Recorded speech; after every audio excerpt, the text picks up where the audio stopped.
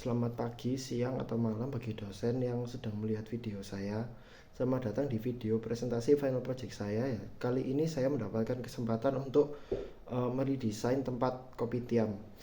Tempat kopitiam ini namanya Oma Dato ya, lebih tepat, dan Oma Dato ini adalah kopitiam 24 jam pertama yang ada di Malang. Lalu juga kopi tiam ini tepatnya ada di Suhat. Bagi yang mau nyoba silakan datang. Tempatnya juga enak-enak, makanannya enak-enak. Tempatnya ada di Suhat, di Jalan Bunga Coklat ya. Oke, jadi yang pertama kita masuk dulu ke konsep konsep dari rancangan saya. Untuk rancangan saya ini saya menggunakan konsep retro, yang mana kebiasaan banyak kopi tiam itu menggunakan konsep retro atau vintage. Dan dalam desain konsep saya kali ini, saya membagi tempat kopitiam itu menjadi 5 bagian. Yang pertama adalah dapur dan kasir yang dijadikan satu tempat, satu area. Lalu 3 tempatnya adalah dining room dengan 6 seat, 4 seat, dan 2 seat. Lalu sisanya yang terakhir adalah toilet.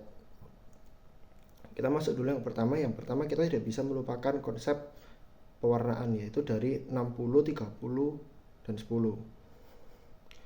Untuk konsep kali ini saya lebih banyak menggunakan warna hijau. Karena saat saya pertama kali survei di sana, dan di sana tuh lebih tepat dominannya warna hijau, dan menurut saya warnanya itu sudah cocok untuk desain kopitiam di sana, jadi saya tidak perlu merubah banyak. Jadi untuk 60%-nya saya menggunakan warna hijau. Warna hijau ini lebih saya banyak aplikasikan di tembok-temboknya. Lalu 30%-nya adalah warna kayu, dan warna kayu ini saya gunakan sebagai dekorasi ya teman-teman. Dekorasi seperti untuk di temboknya, lalu untuk di furniturnya, lalu di meja kasirnya, semuanya menggunakan motif kayu. Yang mana ini sudah cukup umum ya, dimana kayak 2 warna itu digunakan untuk tembok dan furniturnya itu. Lalu untuk sisanya apa? Sisanya tuh ada warna hitam dan putih. Warna hitam ini ada kebanyakan di furniturnya ya, terutama di kaki meja. Lalu warna putih ini ada di warna kursi dan kaki dari meja kasir itu sendiri. Dan yang pertama kita maju ke bagian dapur dan kasir dulu yang dijadikan satu. Menurut saya ini adalah tindakan yang bagus untuk membuat dapur dan kasir menjadi satu. Karena apa?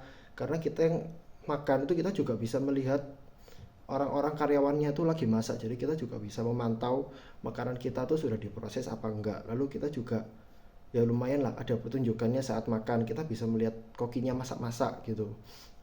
Di dalam area dapur ini saya menggunakan lebih banyak batu keramik warna putih yang menggunakan motif batu bata. Jadi dapur dan kasirnya itu menggunakan motif warna hijau di bagian atasnya. Lalu di bagian bawahnya itu saya menggunakan keramik putih dengan motif batu bata. Selanjutnya kita masuk ke bagian 6 seat. Nah, yang 6 seat ini saya menggunakan bench untuk area duduknya. Nah, di area bench ini kayak untuk sandarannya sendiri saya menggunakan kayu HPL yang digunakan sebagai dekorasi. Dan untuk menghemat biaya kita tidak usah membuat kursi lagi ya. Jadi kayak dekorasinya itu yang menempel jadi sebagai parketnya itu digunakan sebagai sandaran saja gitu. Jadi kan lumayan bisa buat sandaran sama buat menghias ruangan. Lalu untuk sebagai estetikanya sendiri saya mengambil inspirasi dari gambar berikut. BTW yang lengkungan arch ini namanya arch ya. Arch itu untuk sekarang itu sangat banyak diaplikasikan di interior zaman sekarang. Dan kebetulan saya sangat suka dengan konsep arch ini, jadi saya mau memasukkan konsep ini.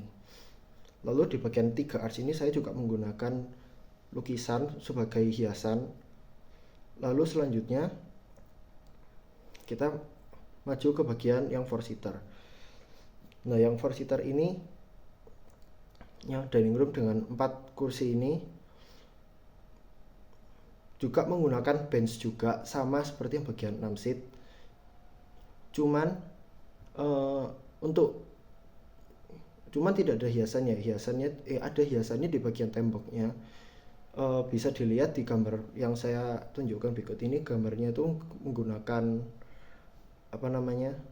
majalah kuno, yang mana itu tuh majalah ini juga masuk ke dalam tema vintage ini. Selanjutnya di belakang, di atas tempat kursi itu juga disediakan jendela ya teman-teman ya. Jendela ini berguna supaya untuk pencahayaan dari luar itu bisa masuk gitu. Jadi pencahayaannya, suasananya tuh enak.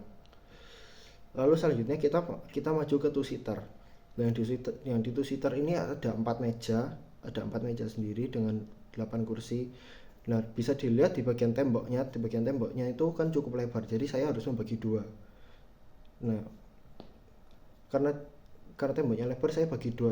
Saya pisahkan dengan dekorasi kayu. Jadi kayak di tengah-tengahnya tuh ada kayunya gitu. Nah, untuk sebagai hiasan saya menggunakan lukisan, bisa dilihat lukisan bunga yang saya tampilkan ini.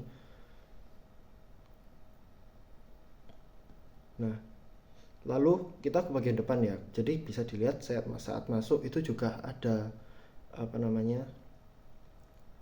langsung ada jendela yang sangat besar. Nah, jendela ini berguna bagi kita supaya kalau misalnya dari luar, terutama pas pagi, siang, sore, itu cahayanya tuh masuknya tuh enak. Saya bikin jendelanya tuh lebar. Kenapa? Untuk memaksimalkan pencahayaan ini gitu. Jadi itu saja video presentasi saya. Terima kasih sudah meluangkan waktu untuk menonton.